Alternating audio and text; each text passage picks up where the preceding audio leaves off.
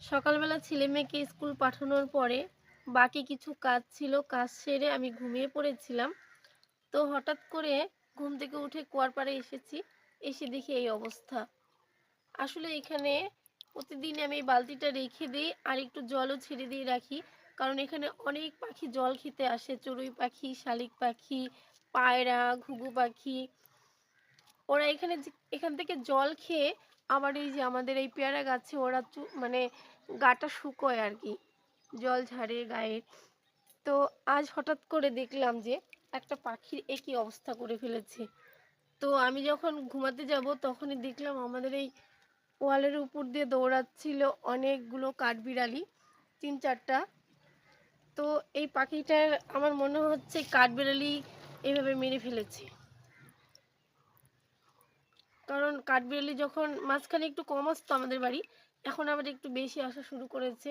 কাঠবিড়ালি যখন আসতো আমাদের বাড়িতে তখন আবার পাখি বেশি আসতো না, কারণ কাঠবিড়ালি পাখিগুলোকে ধরে ধরে এইভাবে মেরে ফেলে। আগেও অনেক পাখির পালক তুলে ফেলছিল ধরার জন্য, আমি দেখেছিলাম। তো তো আর এই পাখিটা যে এটা কি পাখি, এই পাখির কি অবস্থা করে ফেলেছে, একদম কামড়ে লোম টোম গুলো তুলে ফেলছে, মেরেই ফেলছে ওকে। কাঠবিড়ালিকে আমি এখন কি করে বাড়ি থেকে ভাগাবো সেটা দেখতে হবে, এখানে যাতে আর না আসতে পারে। আর এই যে আমাদের সুপারি গাছ, ওই সুপারি গাছের মাথায় ছিল বাসা।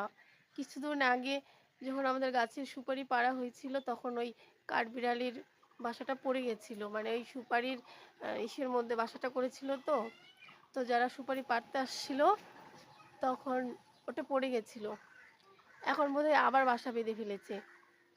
এই যে সুপারির এই যে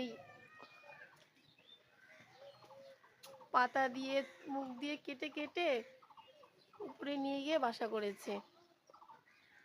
যখন বাসাটা পড়ে গেছিল তো তখন দেখছিলাম যে কি দিয়ে বাসা বেঁধেছে। তো দেখলাম কিছু পাট, পাট জাতীয় মানে বস্তার মতো, বস্তা ছিঁড়ে ছিঁড়ে নিয়ে গেছে মুখে করে। আর এই যে সুপারি গাছের ইয়েটা। তো এই কাঠবিড়ালি কি করে ভাগানো যায় বাড়ি থেকে, সেটা একটা ব্যবস্থা নিতে হবে আমাকে, কারণ আমার পাখি ভালো লাগে, কাঠবিড়ালি ভালো